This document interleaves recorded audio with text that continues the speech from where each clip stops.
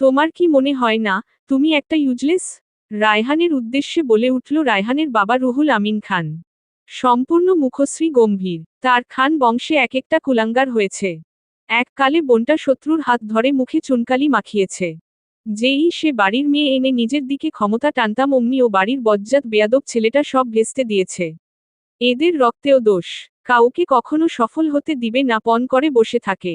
সেই ছেলের হাতে মার খেয়ে আসে। আবার একজন মেয়র হয়ে জেলের গেটও দর্শন করাতে পারে না। তালুকদাররা ঠিক কতটা পাওয়ার নিয়ে বসে আছে আমাদের থেকেও বেশি তা আন্দাজ করতে পেরেছ? ওরা ক্ষমতায় না থাকলেও ক্ষমতাই ওদের আশেপাশে ঘুরে। তোমাদের মতো না। শেষের বাক্যগুলো আবারও ক্ষিপ্ত ভঙ্গিতে বলে পায়চারি করতে লাগলেন তিনি। বাবার কটু কথায় রায়হানের ভিতরে আগুনের স্ফুলিঙ্গ বাড়ছে দাউদাউ করে। ওই তাসদিদ মেহরাজ তালুকদারের জন্য নিজের বাবার কাছে কটু কথা শুনছে সে। এক সপ্তাহ হাসপাতাল কাটিয়ে এসেছে। এই দিন সে এভাবে ভুলে যাবে? কখনোই না। এর প্রতিশোধ ঠিক নবে সে। আঘাতের বদলি আঘাত করবে। রক্তের বদলে রক্ত ঝরাবে। রিমা খান নত মস্তকে তাকিয়ে আছে ফ্লোরের দিকে। তার ভাই যে তাকে ও অপমান করতে ছাড়েনি সেটা তার সূচের মতো বিঁধছে। তালুকদাররা খানদের শত্রু জেনেও সে মায় আটকে গিয়েছিল সায়ানের। তবে উদ্দেশ্য ছিল সায়ানকে দূরে সরিয়ে তালুকদার পরিবার ভেঙে দিবে। এই বংশ গৌরব মর্যাদা নিয়েই তো এত অহংকার এদের। সেটাই ভিতর থেকে চুরমার করতে চেয়েছিল সে। কিন্তু আফসোস সে নিজেই চুরমার হয়ে গিয়েছিল এককালে এদেরকে সাথে থাকতে থাকতে। ভাবা যতটা সহজ করা ততটাই কঠিন। তার ভাই তাদের সম্পর্ক একসময় মেনে নিলেও গোপনে দু ভাই বোনের সন্ধি হয়েছিল তারা তালুকদারদের তাদের বাড়িতে থেকেই ছিন্নভিন্ন করে দিবে। বংশ গরিমা ধুলোয় মিশিয়ে দিবে। কিন্তু রিমা খান তাতেও ব্যর্থ হয়েছে। এদের এক এক জনের প্রতি এত টান, এত বিশ্বাস ভরসা। রিমা খান চাইলেও কিছু করতে পারেনি। ইনিয়ে বিনিয়ে কত কিছু করতে চেয়েছিল সায়ান তালুকদারের অগোচরে। কিন্তু আফসোস, কিছু লাভ হয়নি এতে। তার এই ব্যর্থ হওয়া দেখে রুহুল আমিন খান বোনকে এক প্রকার জোর করেই দেশের বাইরে স্কলারশিপ দিয়ে পাঠিয়ে দিলেন। এরপর বোন ফিরে আসলো এক মেয়ে সন্তান নিয়ে। সে এতেও প্ল্যান করল, তালুকদার বাড়ির মেয়ে এনে হাতের মুঠোয় রাখবে তাদের।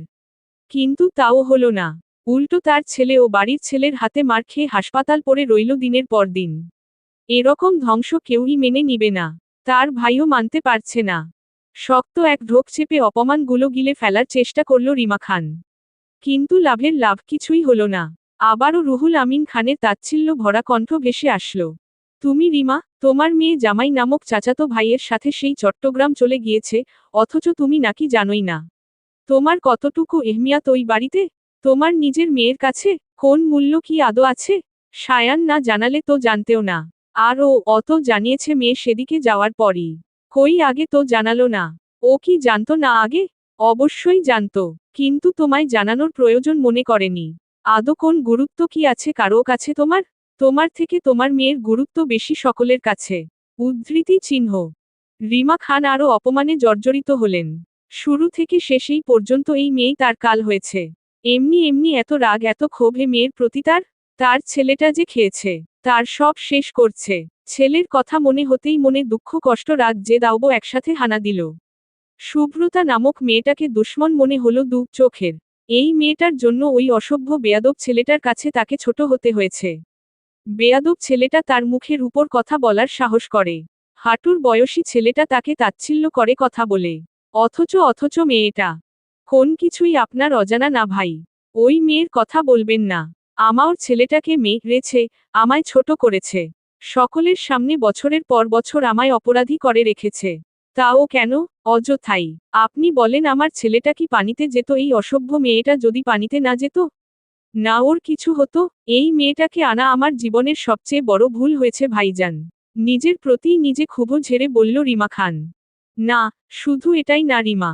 তোমার সবচেয়ে বড় ভুল হয়েছে তালুকদার বাড়ির ছেলের হাত ধরা, আর এটা তোমাকে সারাজীবন ভোগাবে। এখনো সময় আছে ভেবে দেখো। কিছুই নেই তোমার ওখানে। সায়ানের তুমি থাকায় না থাকায় কোন পার্থক্য হবে বলে মনে হয় না আমার। ওর কাছে মেয়েই সব, অথচ ওটা ওর কেউ না। কথাগুলো তাচ্ছিল্য সহকারে ছুড়ে দিল রিমা খানের দিকে তার ভাই। রায়হান অবাক চোখে তাকিয়ে আছে। কি বলছে বাবা এসব? সে কিছুই বুঝতে পারল না। শুভ্রতা কোথায় ফুপি? ও চট্টগ্রাম কি করে? কার সাথে গিয়েছে? রিমা খান চুপ করে রইলেন। রায়হান যা বুঝার বুঝে নিল।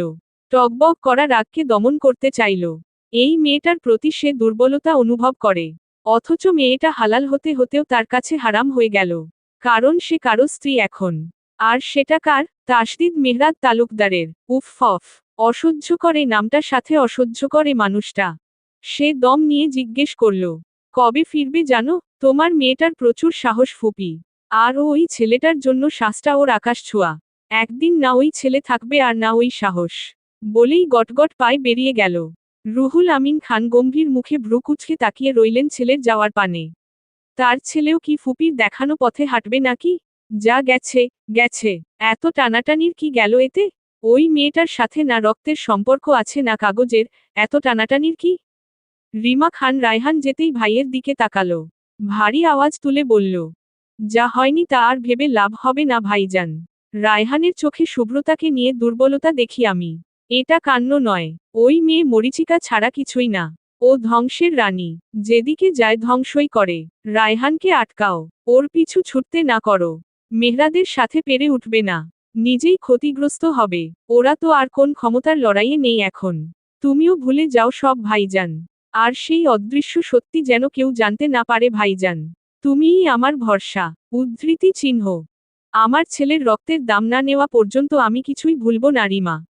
সমানে সমানে সব হবে। তারপর ভুলাভুলির নাম। আর মাথায় রেখো এটা, সত্য কোন দিন চাপা থাকে না। যুগ পেরিয়ে গেলেও তা সামনে আসবেই। সেদিন যেদিনই হোক না কেন তোমার ভাই থাকবে তোমার পাশে, যেমন সব সময় ছিল। তারা চিহ্ন, তারা চিহ্ন, তারা চিহ্ন, তারা চিহ্ন, তারা চিহ্ন, তারা চিহ্ন, তারা চিহ্ন। শুভ্রতা দুপুরে সকালের নাস্তা সেরে সেই যে ঘুম দিয়েছিল বিকেল হতে উঠল মেয়েটা। ঔষধ খেয়ে ঘুমানোয় ঘুমটা একটু বেশিই লেগেছিল চোখে। দাড়ি। ঘুম থেকে উঠে নিজেকে কিছুটা সুস্থই মনে হলো শুভ্রতার। শরীরটা তাপমাত্রা কিছুটা কম লাগছে। ব্যথাও অনেকটা কম। আশেপাশে মেহরাদকে দেখল না। কমফর্টার জড়িয়েই উঠে ওয়াশরুম ছুটল আগে। গায়ে পোশাক জড়িয়ে রুম ছেড়ে ড্রয়িংয়ে এসে দেখল মেহরাদ ল্যাপটপে কাজ করছে। সে যেতেই তার দিকে তাকালো গম্ভীর চোখে। শুভ্রতা হকচকালো অযথাই এরকম দৃষ্টি দেখে। রুম থেকে বের হতে পাঞ্চ ক্লিপ নিয়ে বের হয়েছিল, সেটা চুলে পেঁচিয়ে অত্যাধুনিক কিচেন রুমটার দিকে এগিয়ে গেল। সেখানে একটা ছোট্ট বারো আছে। এই স্যুটটা বেশ পছন্দ হয়েছে তার। সব আছে কি সুন্দর। চুল পেঁচিয়ে মাথায় উঁচু করে বাঁধতেই শুভ্রতার গলা ঘাড়ের কাঁধের লাল চিহ্নগুলো উন্মুক্ত হল। ফর্সা চামড়ায় এখনো কেমন জ্বলজ্বল করছে। ছোট্ট মোলায়েম মায়াবী চেহারাটা কেমন যেন পূর্ণতার ছাপ ভাসছে। অদ্ভুত এই সৌন্দর্য। মেহরাদের ঘোর লেগে যাচ্ছে। সিডিউসড হচ্ছে সে। শুভ্রতার থেকে চোখ সরিয়ে আবারও ল্যাপটপের দিকে নজর দিল। রাশভারী স্বরে আদেশ ছুড়ল, ওড়না ভালোভাবে জোড়া। শুভ্রতা ভ্রু কুঁচকে চেয়ে রইল। নিজের দিকে তাকিয়ে দেখল ওড়না তো ভালো করেই নেওয়া। আর কিভাবে নেবে বুঝল না সে, তবুও নেড়ে চেড়ে ছড়িয়ে সম্পূর্ণ নিজেকে ঢাকল। মেহরাদকে জিজ্ঞেস করল, কফি খাবেন? তোকে খাবো। শুভ্রতার ঘোরে বিভোর মেহরাদ অন্যমনস্ক হয়েই জবাব দিল, কি? কিছু না। উদ্ধৃতি চিহ্ন। কি বললেন তখন? কি খাবেন আপনি? কফি করব না? মেহরাদ তাকালো শুভ্রতার দিকে। কেমন কেমন গিন্নি গিন্নি ভাব ধরছে তার সাথে। সে এক হাতে কপাল ঘষে চাপা হাসল। একদিন নিজের দুর্বলতা দেখিয়ে কাছে কি টেনেছি নিজেকে হুকুমে মাল্লিকা ভাবছে মেহরাদের। অবশ্য রাইট। বাট মেহরাদ তো তা বুঝতে দিবে না। তাই ভাবলেশীন ভাবে বলল, এটা কফি খাওয়ার টাইম? সকালের নাস্তা দুপুরে করেছিস। দুপুরের লাঞ্চ রাতে করবি? যেমন ইচ্ছে করে করেছি। ঘুমিয়েছিলাম দেখেই তো দেরি হলো। তো এভাবে পড়ে পড়ে ঘুমানোর কারণ কি? খেয়ে ঘুমানো যেত না আবার? শুভ্রতা ঠোঁট দুটো শক্ত করে চাপল। কয়েকটা কথা চলে আসতে চাইছিল বের হয়ে, তবুও আস্তে ধীরে বলল, রাতে ঘুমোয়নি দেখেই তো সারাদিন ঘুমালাম। আবার উদ্ধৃতি চিহ্ন। এক রাতেই এ অবস্থা। সারা জীবন আমি তো কখনোই ছাড় দিব না। উদ্ধৃতি চিহ্ন। শুভ্রতা ঘুরে কফি কাপ বের করল কেবিনেট থেকে। কফি মেকার এই সব দিল আস্তে ধীরে। ভুলেও মেহরাদের দিকে তাকালো না। তাকাকেই তার রাতের কথা মনে পড়ে যাবে। সে আর এই লোকের সাথে কথাই বলতে পারবে না তাহলে। অথচ লোকটা কি রকম দেদারসে তাকে লজ্জায় ফেলে দিচ্ছে। একটু পর কফি এনে মেহরাদের সামনে রাখল শুভ্রতা। দুজনের জন্যই বানিয়েছে। নিজে বসল পাশের কাউচে। বসতে একটু ব্যথাই অনুভব করল। সেকেন্ড খানেক চোখ খিচে আবারও স্বাভাবিক হয়ে কফিতে চুমুক দিল। পাশে বসেছে মেহরাদ, যেন তার দিকে না তাকায় সে বুদ্ধিতে। সামনে বসলে তো হুটহাট চোখে চোখ পড়ে যেত। এখন নিশ্চয় ঘুরে তার দিকে তাকাবে না? চোখ চোখ রেখে ভ্রু নাচিয়ে লজ্জা দিবে না?